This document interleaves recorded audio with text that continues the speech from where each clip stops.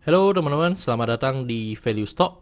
Hari ini saya akan membahas analisa fundamental saham ADMF kuartal keempat tahun 2020. Oke, ini disclaimer-nya. Yang pertama, ini merupakan sharing analisa fundamental, bukan ajakan beli jual ataupun hold suatu saham, dan keputusan investasi ada di tangan teman-teman selaku investor. Yang ketiga, dari analisa fundamental ini bisa dijadikan referensi untuk analisa saham-saham yang teman-teman miliki. Oke, pertama-tama kita masuk ke bisnis model dari saham ADMF ini. Untuk kegiatan usahanya bergerak di bidang usaha pembiayaan konsumen.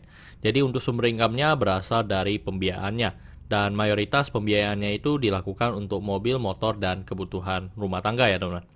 Terus terkait segmen usaha atau marketnya adalah Indonesia. Terkait kasus hukum, saya membuat video ini, saya tidak menemukan adanya kasus hukum yang terkait dengan ADMF. Terkait kepemilikan saham dimiliki oleh Bank Danamon atau BDMN sebesar 92,07% dan sisanya dimiliki oleh masyarakat sebesar 7,93%. Terus terkait dari segi pendapatannya, teman-teman bisa lihat dari 2014 sampai 2019 cukup konsisten mengalami kenaikan. Dan untuk 2020 ini mengalami penurunan sebesar 16,8%. Dan dari segi net profitnya juga konsisten mengalami kenaikan, dan 2019 dengan 2020 mengalami penurunan sebesar 52,4%. Jadi penurunan ini dikarenakan memang dari sektor otomotif juga mengalami penurunan ya, yang dimana di masa pandemi seperti sekarang. Terus terkait dari segi aset cukup konsisten mengalami kenaikan, dan 2019 dengan 2020 mengalami penurunan sebesar 16,8%. Terus dari segi hutangnya juga konsisten mengalami kenaikan, dan 2019-2020 mengalami penurunan sebesar 21,1%. Terus dari segi modalnya cukup konsisten mengalami kenaikan juga, dan 2019-2020 mengalami penurunan sebesar 2,5%. Oke teman-teman, di sektor keuangan kita benar-benar perlu melihat dari rasio keuangannya. Yang pertama adalah MPL, CAR, sama LDR-nya. Jadi untuk MPL dari ADMF ini 2020 mengalami kenaikan dari 2019 yaitu menjadi 0,91%. Tetapi ini masih sangat bagus ya teman-teman, yang dimana masih di bawah 5% yang distandarkan oleh BI. Terus dari segi CAR-nya memiliki cadangan dana sebesar 35,42%. Dan ini sangat bagus ya teman-teman, yang dimana lebih dari yang distandarkan oleh BI juga di atas 9%. Terus untuk LDR-nya dari 85,19% menjadi 78,18%. Jadi teman-teman, di masa pandemi seperti sekarang atau di masa krisis ya, di mana LDR itu kalau bisa mengalami penurunan dibandingkan mengalami kenaikan teman-teman. Karena mengalami penurunan itu kita juga menghindari namanya non-performing loan ya, atau resiko mereka konsumen gagal bayar. Jadi menurut saya untuk di 2020 ini mengalami penurunan, menurut saya itu adalah tindakan yang bagus. Oke teman-teman, ini ada summary laporan keuangannya dari 2014 sampai 2020. Dan di sini saya akan banyak membahas tentang rasio keuangannya. Yang pertama adalah MPM. Untuk net profit margin dari ADMF ini di 2020 sebesar 10,64%, yang dimana rata-rata teman-teman dari 2017 ke atas untuk NPM-nya selalu di atas 15%. Terus dari segi EPS-nya di 1000. Dan kalau kita bandingkan nanti kita bisa mendapatkan pernya di 8,58 kali. Dan ini juga merupakan per yang tinggi ya teman-teman dibandingkan dengan tahun-tahun sebelumnya, yang dimana rata-rata pernya masih di bawah 7 kali atau di bawah 6 ya teman-teman. Terus untuk dari segi book value, untuk book value sekarang di 7.900.